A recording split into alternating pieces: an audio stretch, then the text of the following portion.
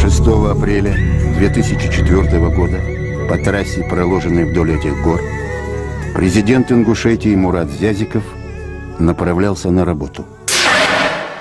Обычный день, обычный маршрут, обычное движение на работу в город Магаз. То есть обычный график. Ничего здесь в этот день не было необычного. 9 часов 15 минут. Президент отъезжает от своего дома. Впереди машина ГИБДД, сзади автомобиль с охраной. Так бывает каждый день. Так было и 6 апреля.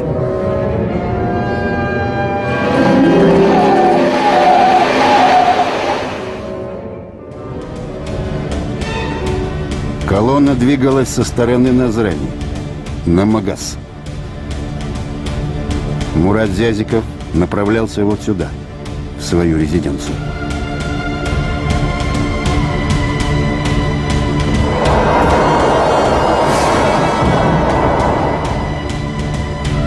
Часов 16 минут.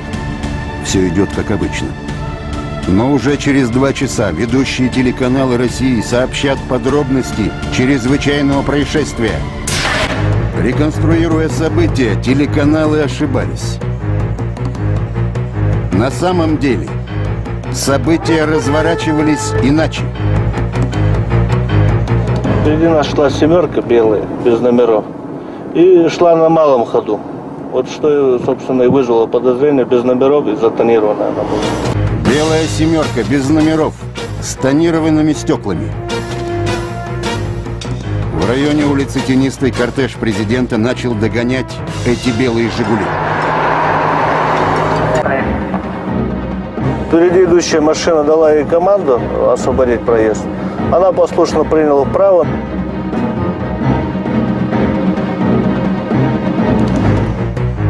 «Семерка» съехала на обочину и замедлила ход, но продолжала движение параллельно с президентским кортежем. Она шла тихо, уже когда с нами начала равняться, она прибавила и вот, собственно... То есть вы почувствовали, что она идет на таран, да? Да. Он всем своим поведением показал, что он идет на таран. Я резко притормозил. И где-то на полкорпуса эта «семерка» вышла впереди меня. Часть пламени все-таки вошла в салон. И вот мой товарищ, который сидел справа, и непосредственно президент, у них было обожжено лицо, шея и волос с правой стороны, а у меня с левой стороны. То есть пламя зашло и вот так по машине вот прошлось. Это произошло в 9 часов 17 минут. Улица Войнахская. 9 часов 25 минут. К этому времени президент уже покинул место происшествия. Его машина была изуродована до неузнаваемости. Пассажиров спасла только броня. Правую заднюю дверь заклинило. Раненые охранники из джипа сопровождения эвакуировали президента через левую заднюю дверь. В 9 часов 30 минут на месте преступления уже работали следователи.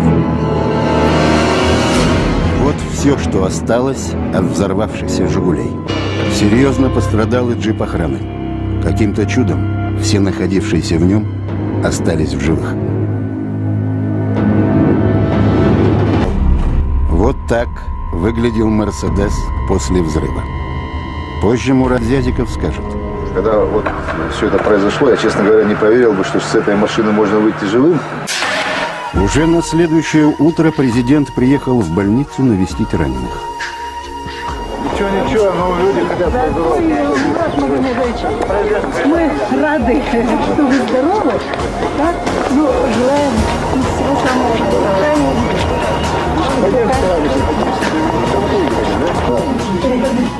Ну, это Амир, он мой родственник, Барсуков, Уриев, значит, достойный парень. Адам тоже родственник мой. Буриев, я сказал, Муцольгов. Все ингуши мне родственники, а тем более эти ребята все. Да. Но они действовали мужественно, вопросов нет здесь. Грамотно, четко, все. И, конечно, и мне самое главное, чтобы у них все было хорошо. Целенаправленно там было все это сделано, чтобы ни они, ни мы, чтобы никто там не выжили. Вот благодаря им эта задача не получилась у них и не получится никогда. На щеке президента след от ожога. Врачи мне сразу оказали то, что мне нужно, сделали. Вот немножко мне говорят, надо скрыть, загримировать. Я говорю, не надо. Не надо. То, что известно Богу, от людей скрывать нельзя. Ладно, дал Машу. Позже Мурат Зязиков скажет нам: наверное, это Всевышний дал мне возможность продолжить жизнь, и я могу теперь еще послужить своему народу.